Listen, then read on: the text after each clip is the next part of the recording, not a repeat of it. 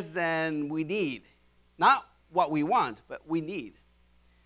That's why Solomon says in verse 7, one pretends to be rich and yet has nothing, and another pretends to be poor yet has great wealth. You don't know if the person next to you has a lot of money, especially if the person doesn't show it, right? We just don't know. You'd be surprised in our congregation, some people who make very, very low wages have been able to amass wealth because they've been faithful to the Lord, and they've been diligent, and they've been wise with their finances. So ask yourself, if let's say that you are single, if you as a single person, or maybe if you're married, if you and your spouse lost a job, how many months could you survive without one job? Or if you're single, how many months would you survive? If you add your assets and subtract your liabilities, would you end up with a positive or a negative number? Let's add children for those who are parents. Do you have a plan to save for their college education? Right? By now, some of you are like, come on, that's way too much.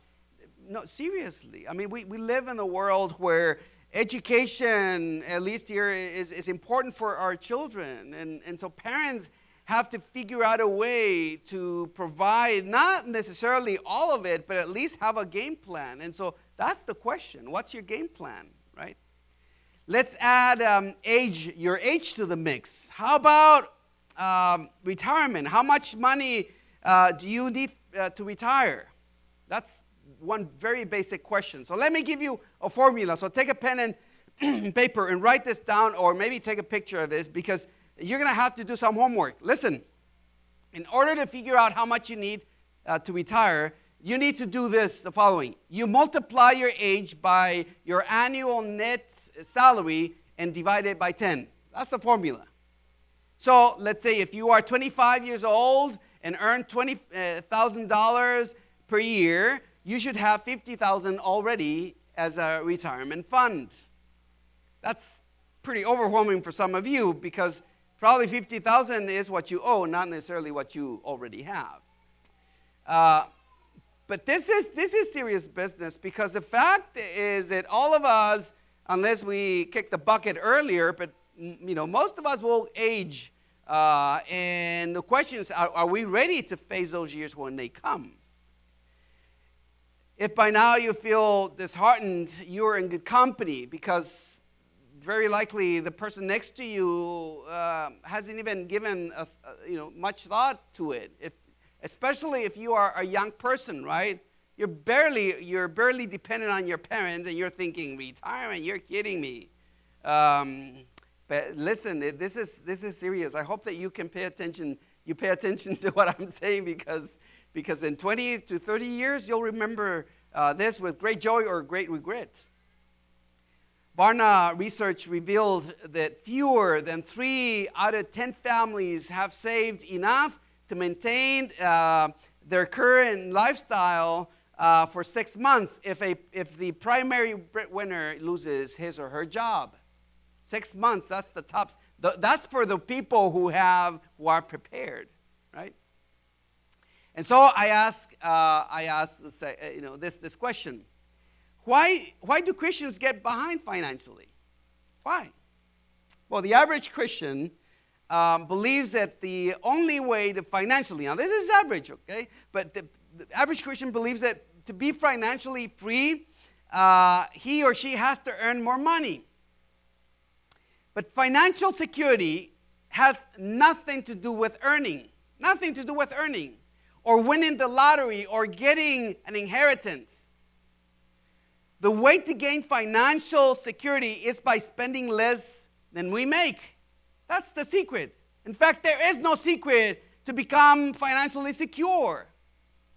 Okay? Millionaires haven't discovered a new secret. It's a lie. Even if they tell you, hey, I have a secret to become successful. No. All they know, you already know.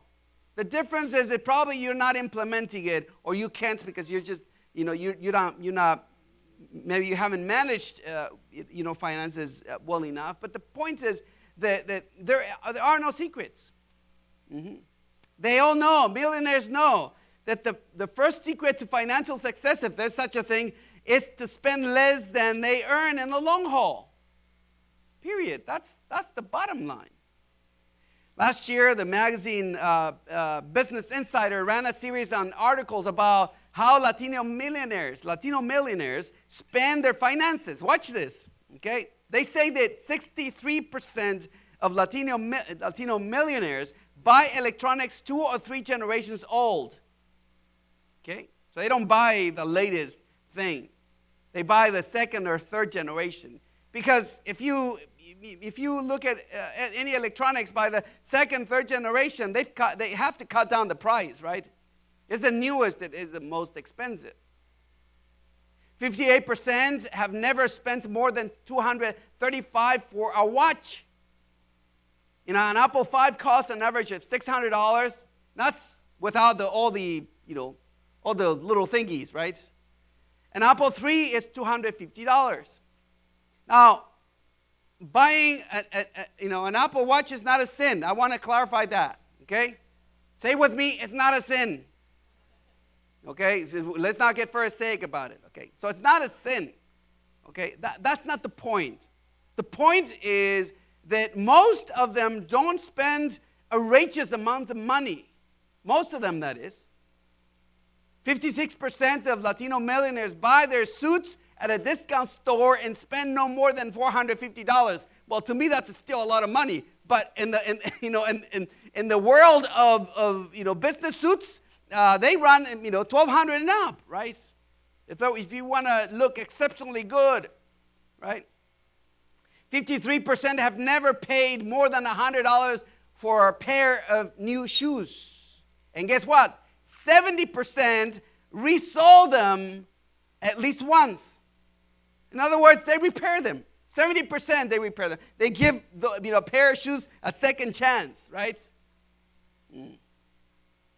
49% have never spent more than $30,000 for an automobile. Now, these are millionaires. And 11% have never owned a new car. And the average age of all, Latino millionaires, the average age for their car is 7 years. Okay? Only 45% have a credit card of any kind. 55% have an ATM card.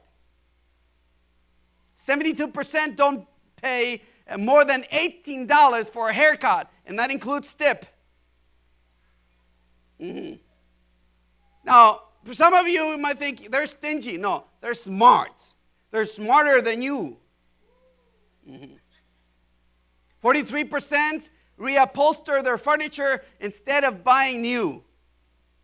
And 97% have a secondary source of income. Of course, it makes sense because whatever they make extra, they invest it, and of course, they end up having that secondary source of income. We live in a culture of consumers, but millionaires have learned to become producers, right? We have consumers and we have producers, okay? And the ones who have the money are the producers, not the consumers. The consumers eat their daily fill or dress and make the producer rich. That's how it works. Okay, that's basic economics. Dave Ramsey tells about 2 Latino couples who worked for him. Both couples were in their 40s, early 40s. The first couple, both of them who worked for him, graduated from college and earned, between the two, $92,000 per year. They took yearly vacation back to Mexico, owed $33,000 in credit cards, and $71,000 in student loans, and a mortgage of $275,000, and had no savings, and drove 2 leased cars. Mm-hmm. The second Latino couple were his janitors. This couple, cleaned the offices for him. Okay, this couple earned $35,000 a year. Now, this is Texas, annually. Being his workers, he offered them some free financial consultation, right? Because he thought, well, this couple is poor. I need to help them, right? To his amazement, they had $180,000 in their IRA plans. Now, these were not 401ks forced by their employers. No, this were IRA, right? In fact, if you do the math by the formula I gave you, they had $30,000 in it, beyond what they needed.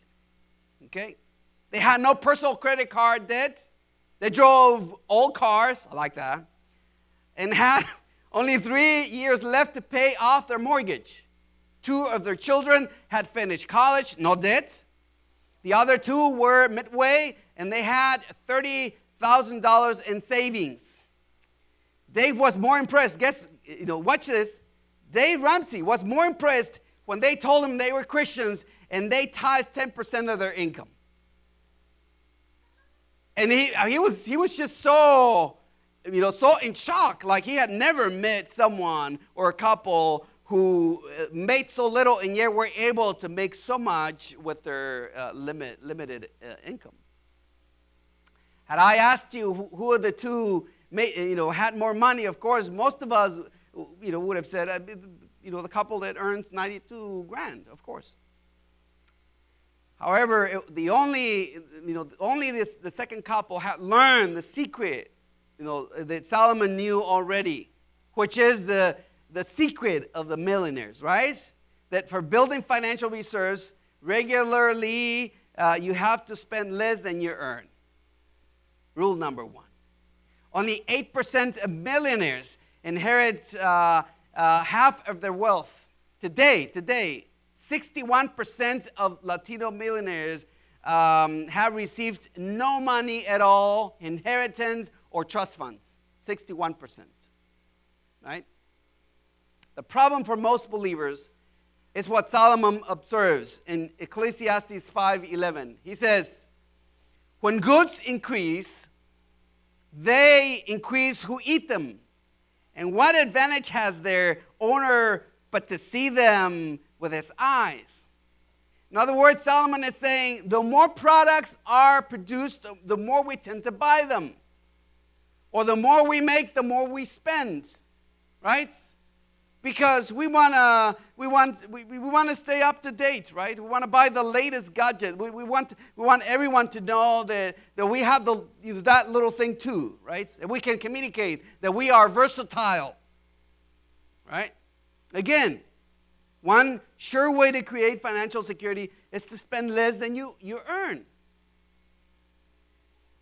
Thirdly, you have to learn to restrain your spending. Restrain your spending. Without restraint in your spending, without restraint, all of us are destined for a life of hard work and probably poverty when we age. Many believers work to get the money, to buy the food, to get the strength to get to work. That's what they do, right? It's this daily cycle, right? Daily cycle. Those who live without boundaries in their spending become victims of unrelenting stress. They're always stressing about finances. They live from paycheck to paycheck. But the moment something catastrophic happens, they stop paying their bills and debts and run the risk of being left on the streets. See? And such Christians, and believe me, I've been around the block for a few years, and I've seen this. But such Christians are always living from emergency to emergency. They run out of money to repair the car, to buy medicine, and some even stop going to the doctor simply because they don't have the $10 for the copay, or $50, whatever that amount is. Such believers can't even consider a college education for their children, or a retirement fund, or owning a house. Of course. Solomon understood the importance of having restraint in our spending. He did. In Proverbs 21:20, he says, precious are Precious treasures and oil are in a wise man's dwelling, but a foolish man devours it. Spends it all, right? My wife and I know a couple. Some years ago, they got married, and they barely had, they had a simple wedding, and in fact, they bought, very cheap rings because they didn't even have enough to buy gold rings, right?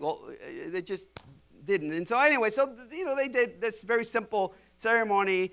They were missionaries like us, and a few years later, he started praying about buying a nice ring to his wife, his wife. He wanted to buy a diamond ring, and so he kind of asked around, how much rings cost. And so someone said, hey, why don't you go to this jeweler? Missionaries at World Impact went to this jeweler who sold everything to us at cost. That was his sort of ministry to our missionary community. And so he went over to this jeweler and told him, hey, he wanted to buy a diamond ring for his wife. And so he showed him all the rings, but most of them cost $1,200 and up, right? The missionary only had about $600. So he walked away a little discouraged, but kept praying about that. And, so this was on their 9th anniversary. And so close to the 10th anniversary, when he wanted to impress her with this diamond ring, which the wife, by the way, didn't want, but he wanted, that's what he wanted. He wanted to make sure that she looked nice and beautiful with a diamond ring, and she didn't care about it, but he did. And so a few months before their 10th wedding anniversary, he realized that he was not going to be able to save enough. He had only $600, and so decided instead to buy a guitar for the church, because they were planting a church, and they needed a guitar at church. So anyway, he decided to go to this pawn shop to see used guitars. And as he was coming into the pawn shop, which, by the way, still there. It's right on Vermont and Vernon, right? Still there, that same shop. Because, I drove by and it's still there. And so he went in, as he was coming in, an old man came out, just cussing, threw the door open. He said, get out of my way. And so this missionary said, come down here. I think he was in the spirit, because he said, no, come down, sir. Whatever is going on with you, I know the Lord can solve it. And so he disarmed him, I guess. And so he said, oh, yeah, I'm just angry. Why are you angry? Because the owner of this pawn shop he's a thief. He wants to give me only $1,200 for this diamond. He takes out a diamond, right? And he told him that his wife had passed away a few weeks before. He just wanted to sell everything so he would, sell the house and move to another state, right? And so so the old man said, why don't you buy it from me? And the missionary said, well, I only have $600, and secondly, I'm not a jeweler to know that it's a real diamond. And thirdly, the money is for a guitar that I need for the church.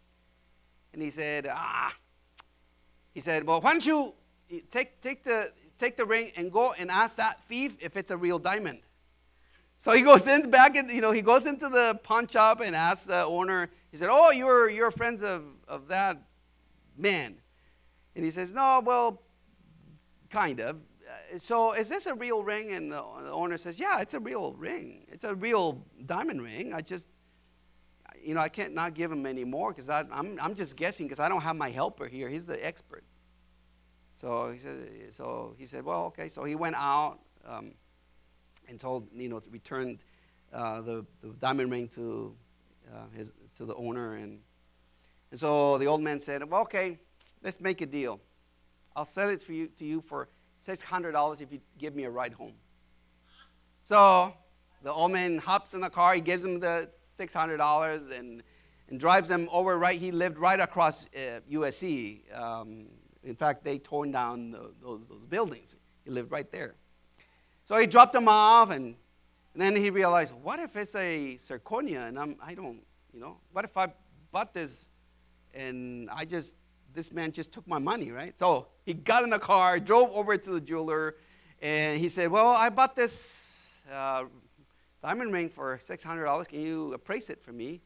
And so the jeweler goes in, does whatever he does. He comes out and says, well, what I know is that this diamond ring has a laser number, which is a serial number. So for $10, I think I can register it under your name. And so the missionary says, yeah, sure, yeah. Give him the $10, right? The jeweler goes back in, I guess, puts the information on a computer data somewhere, and he comes out and he says, well, it's under your name already. He said, okay. And I'm here, I'll do the appraisal for free for you since you're a missionary. And he said, so the missionary says, how much does it cost? Or what's the value of the ring? And he says, $7,000. $7,000.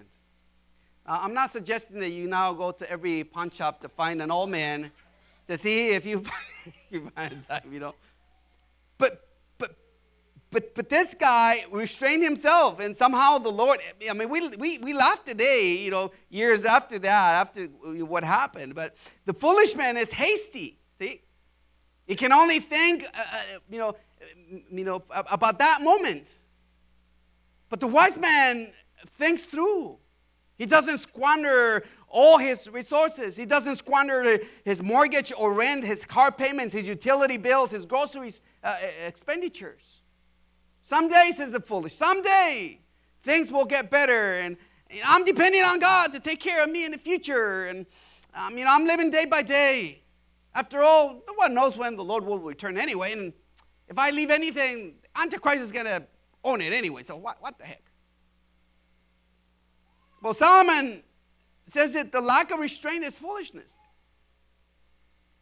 The wise person, on the other hand, doesn't consume everything he or she has.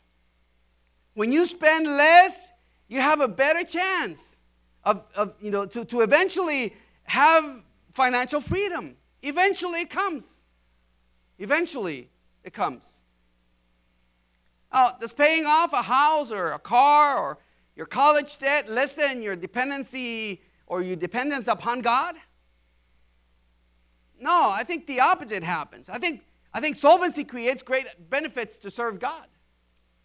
So here are 4 benefits that I want to share with you in the time that I have left.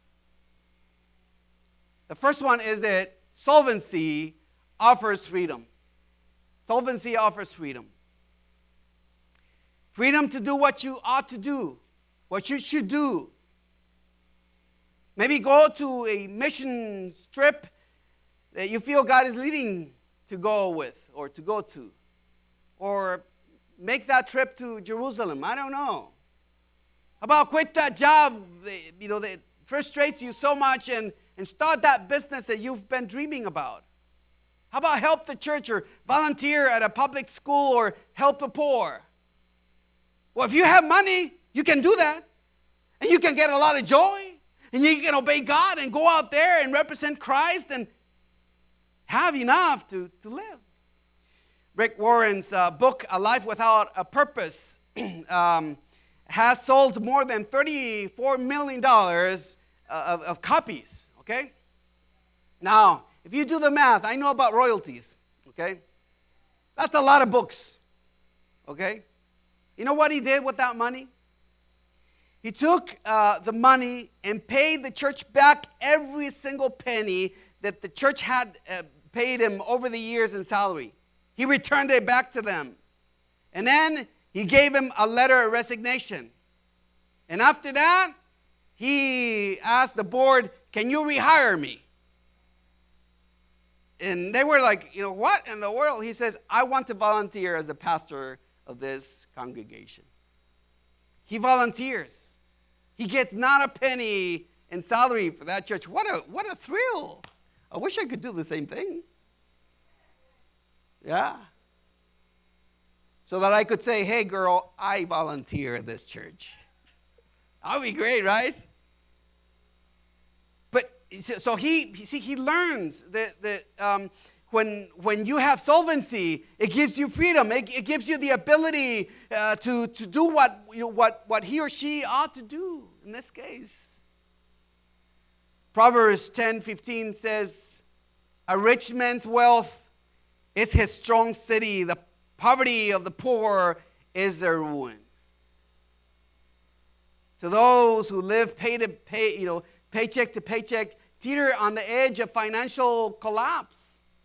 Conversely, Christians with financial solvency have the freedom to do whatever they should. Whatever the Lord tells them, they have the freedom.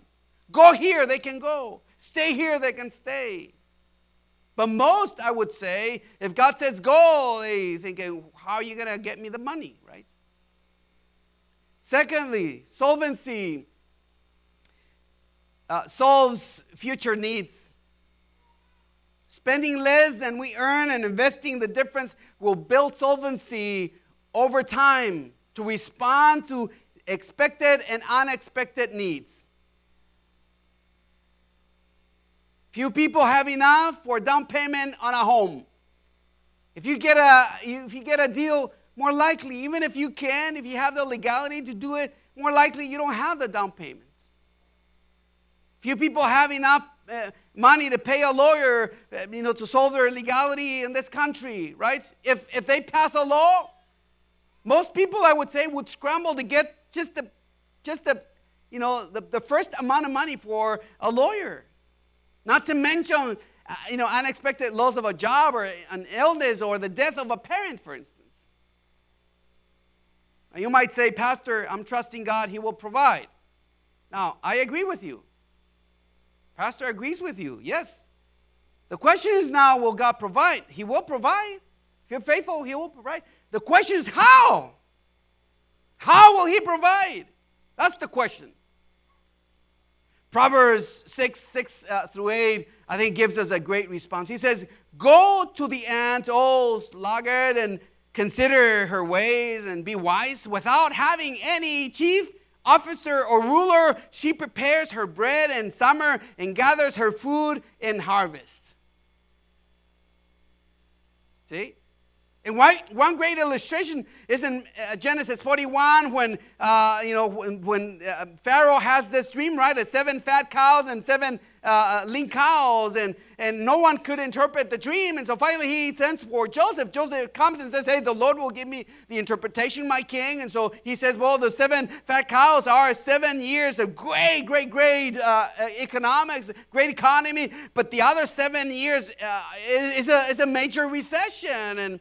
And so Pharaoh says, so what should this man do? And so Joseph says, well, I would hire, you need to hire someone, and you can ask that man to reserve 20% of all grain. I made the math, 20% will be enough for you to weather 7 years without any grain. And the greatest of the recession, you will weather it. So Pharaoh hires him, right? And in the end, not only 7 years came of great prosperity, where Joseph gathered 20% of all the grain in Egypt. And then came the other 7 years of hunger and thirst, and he was able to sell the grain back to the people. In fact, in the end, Pharaoh ended up much richer. Why? Because in the end, people just didn't have, and they said, just hire us as slaves. Just give us grain. We'll be your slaves. Here are you. You already own our lands. Why don't you take us as slaves? And Pharaoh bought all the Egyptians as slaves. Now, I'm not saying that that's the way to do it. All I'm saying is that here is a great example of how God used a man with great wisdom like Joseph. So, saving is not a sin. Say it with me. Saving is not a sin. Come on. No, quite the opposite. And thirdly, solvency empowers us to support God's work. Paul understood this relationship between financial solvency and God's work.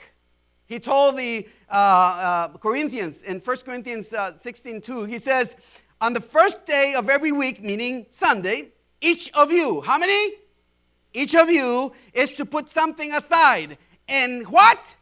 And store it up as he may prosper, so that there will be no collecting when I come. Watch this.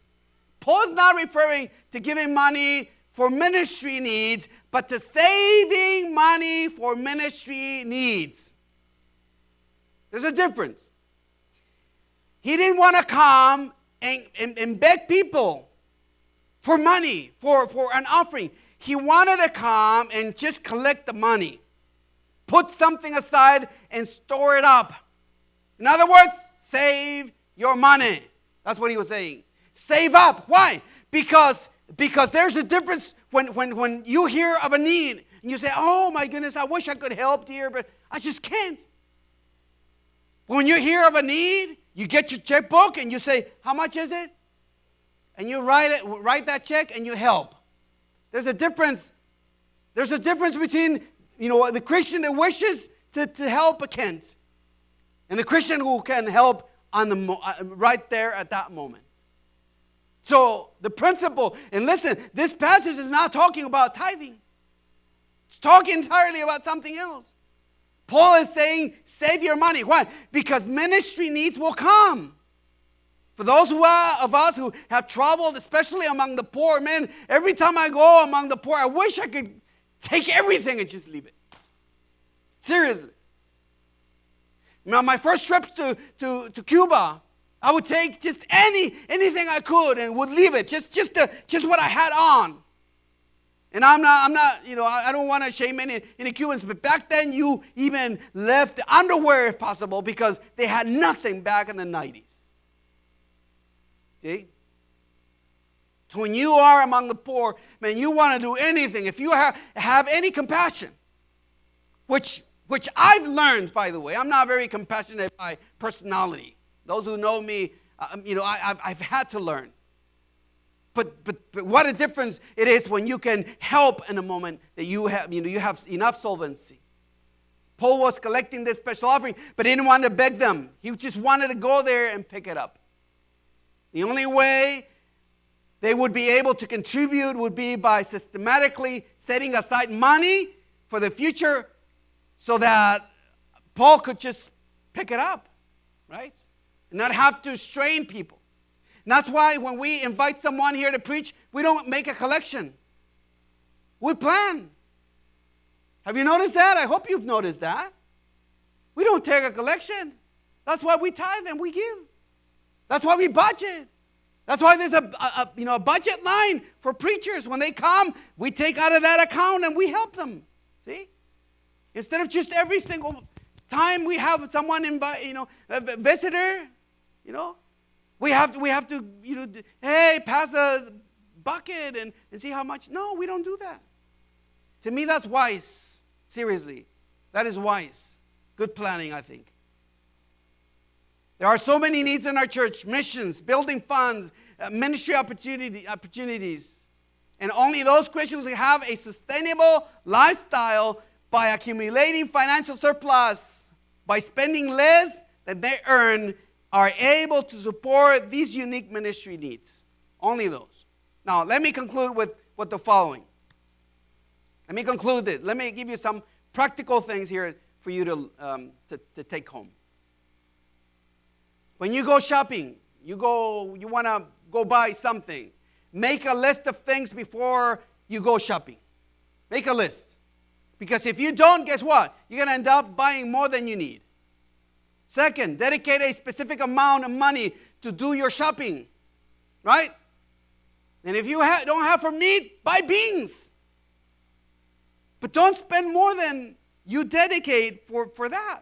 Third, avoid buying when you are sad or happy. People who are sad or happy tend to spend 30% more money.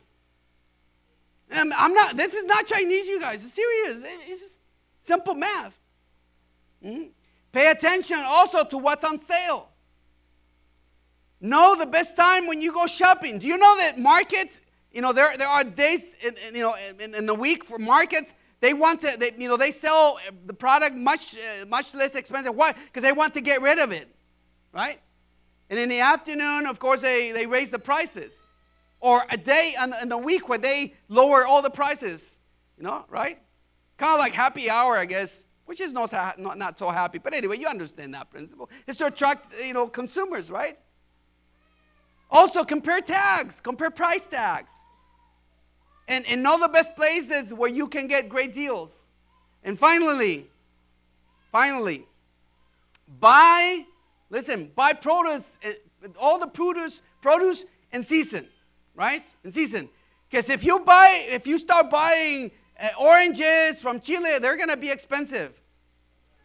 Yeah. Sorry for my Chilean pastor here, but it's the truth, right?